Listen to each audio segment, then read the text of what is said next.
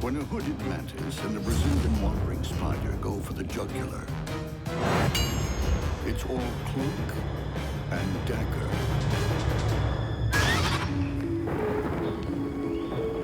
In the jungles of Central America, some of the deadliest predators are masters of disguise. From above or behind, the hooded mantis looks just like a leaf. But if you're prey and it's rearing above you about ready to strike, it looks more like a king cobra, and its bite is just as deadly. Not only is it invisible, the hooded mantis makes other bugs disappear.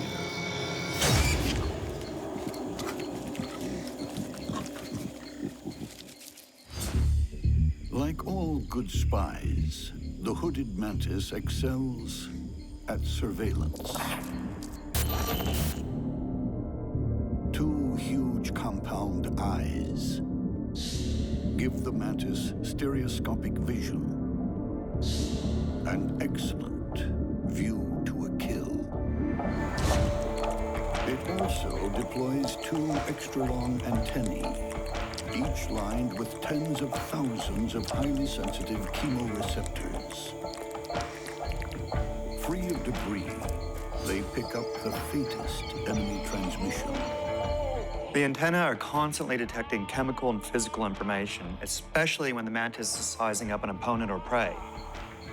This is particularly important when it reaches that stage where the mantis can't risk taking their eyes off the opponent in case they suddenly launch an attack of their own.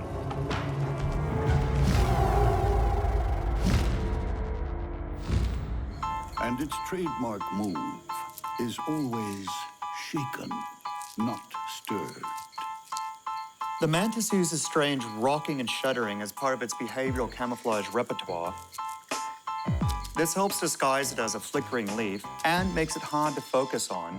It'll use this tactic even while doing tiny little steps towards its victim. But the real threat are the legs themselves. Long raptorial limbs are lined with dagger-like spikes, sharp enough to puncture human skin.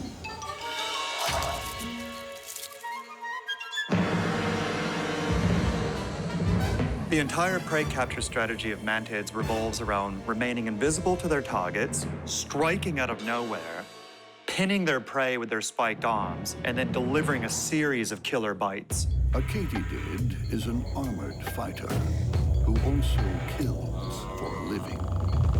But the hooded mantis has no trouble taking it down. That is a textbook raptorial arm lock. The katydid has absolutely no way of fighting back. Super sharp mandibles, like the teeth of a great white, gouge the victim's head. And when the katydid's dangerous rear legs keep kicking, they are removed with clinical precision. This is a harsh lesson in monster bug indignity. If you struggle against a mantis, you're probably gonna end up in pieces before you die. But the hooded mantis is being tailed by an equally ruthless enemy agent. This skulking assassin is one of the world's most proficient killers. Wandering spiders are generalist predators, which means that they'll basically catch anything that they're capable of taking down. These are creepy spiders. The Brazilian wandering spider takes no prisoners.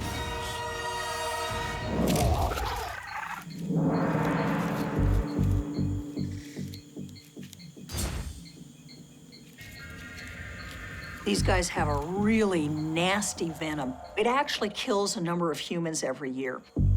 Her powerful body and long legs are covered in dense hair. Each one is a sensor, picking up tiny vibrations, even changes in airflow, which she uses to lethal effect. A katydid is in the wrong place at the wrong time. Its only hope is to sneak by unnoticed. This katydid is trying to walk by the spider, pretend like it's blowing in the wind or that it's debris, that it isn't a living animal. But the spider is completely aware of exactly what it is and is going to go after it. Eventually, the spider makes its move. Not with blinding speed, but like a slowly grasping hand. Venom strong enough to kill a child brings instant death. The Brazilian wandering spider is considered to have the most potent venom of any spiders in the world. The venom contains a combination of neurotoxins that affect the way the nervous system works, and it causes a great deal of tissue damage. Now, digestive enzymes turn the katydid into green gumbo. But what happens when the Brazilian wandering spider meets its Cold War counterpart, the hooded mantis? Either one of these animals has the strength and the weapons to win this. These two ruthless agents share one creed: live and let die. In a seemingly peaceful Central American rainforest, a camouflaged hooded mantis is on an undercover assignment. A Brazilian wandering spider is also on a mission to kill.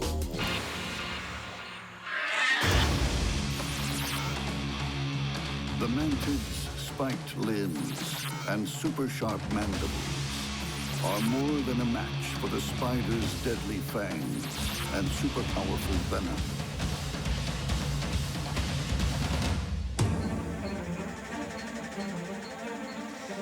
The two stone-cold assassins come face to face. So close, they're actually touching. So now the wandering spider and the hooded mantis are in contact with each other, but it really is who moves the fastest and where they attack. The spider backs off, wary. In a battle like this, there is no margin for error. The hooded mantis tries its favorite bluff. The praying mantis is hoping that its shuddering motion will let it get close to the spider without it recognizing that it has an opponent. But the spider isn't fooled.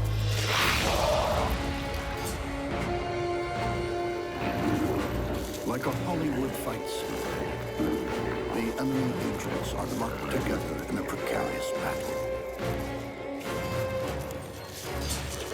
The mantis is in the perfect position. Its mandibles could rip open the spider's belly. But it's too late. Like poison-tipped umbrellas, the spider's fangs puncture the mantis' thorax. Deadly neurotoxins flood the mantis' body. Within seconds, vital organs begin shutting down.